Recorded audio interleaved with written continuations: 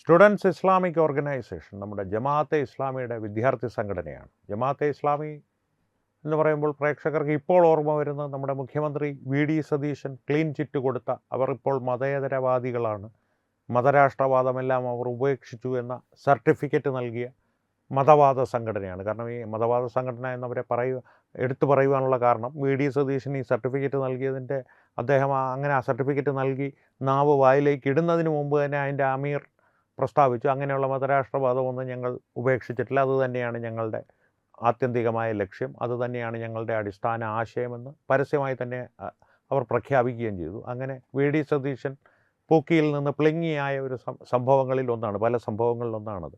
ജമാഅത്തെ ഇസ്ലാമിയിലേക്ക് തിരിച്ചു വന്നാൽ, പ്രത്യേകിച്ച് ഈ സ്റ്റുഡൻസ് ഇസ്ലാമിക് ഓർഗനൈസേഷൻ SIOയിലേക്ക് തിരിച്ചു വന്നാൽ, അടിസ്ഥാനപരമായി ജമാഅത്തെ ഇസ്ലാമിയുടെ എല്ലാ ആശയങ്ങളും വിദ്യാർത്ഥികൾക്കിടയിൽ നമ്മുടെ കലാലയങ്ങളിൽ പ്രചരിപ്പിക്കുവാൻ ശ്രമിക്കുന്ന ഒരു സംഘടനയാണ് ഈ SIO. SIOയുടെ ഇപ്പോഴത്തെ ഒരു പ്രവൃത്തി എന്ന് പറയുന്നത്, അവരുടെ ഇപ്പോഴല്ല, ഇത് കുറച്ചു കാലം മുമ്പും അവരെല്ലാ കാലത്തും അവരുടെ ഏതെങ്കിലും ഒരു പരിപാടിയുടെ, ഇപ്പോൾ നടക്കുന്ന പ്രസ്ഥാന പഠന ക്ലാസ് എന്നൊരു പരിപാടിയാണ് ഏറ്റവും പുതിയ നമ്മുടെ ഇന്നത്തെ വിഷയം. അതുപോലെയുള്ള പരിപാടികൾ അവർ സംഘടിപ്പിക്കുമ്പോൾ സ്ഥിരമായി ചെയ്യുന്നൊരു പ്രക്രിയയുണ്ട്, അല്ലെങ്കിൽ ഒരു കാര്യമുണ്ട്, അവർ പിന്തുടർന്നു വരുന്ന ഒരു മാർഗരേഖയുണ്ട്. ഒരു പറ്റം ഭീകരവാദികളുടെ ചിത്രങ്ങൾ അതിൽ തങ്ങളുടെ ആദർശ പുരുഷന്മാരായി അവതരിപ്പിക്കുക എന്നുള്ള ഒരു പ്രവർത്തന രീതി. ആ ഭീകരവാദികൾ ആരൊക്കെയാണെന്ന് ചോദിച്ചാൽ, ഈജിപ്തിലെ മുസ്ലിം ബ്രദർഹുഡ് സ്ഥാപകനായ ഇമാം ഹസനുൽ ബന്ന,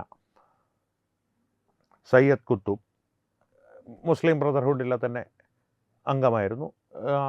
ഹസനുൽ ബന്നയ്ക്ക് ശേഷം ഒരുപക്ഷെ മുസ്ലിം ബ്രദർഹുഡിൻ്റെ നേതാവ് എന്ന് വേണമെങ്കിൽ തന്നെ വിളിക്കാം ഈ സയ്യദ് കുത്തുബിനെ.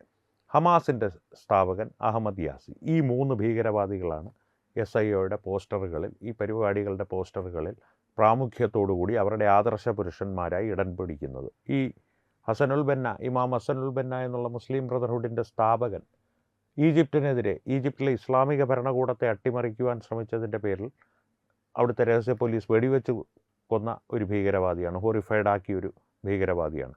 ഇദ്ദേഹത്തിൻ്റെ ആശയങ്ങൾ വളരെ രസകരമായിട്ട് പലർക്കും അന്ന് തോന്നിയിരുന്ന, എന്നാൽ ഇന്ന് അപകടകരമാണെന്ന് മനസ്സിലാക്കുന്ന തരത്തിലുള്ള ആശയങ്ങളായിരുന്നു. ആശയങ്ങൾ ചിലത് പറഞ്ഞാൽ, ഇസ്ലാം ഒരു സമഗ്രമായ ജീവിത രീതിയാണ്. ഇപ്പോൾ ജമാഅത്തെ ഇസ്ലാമി പറയുന്ന അതേ കാര്യം തന്നെ.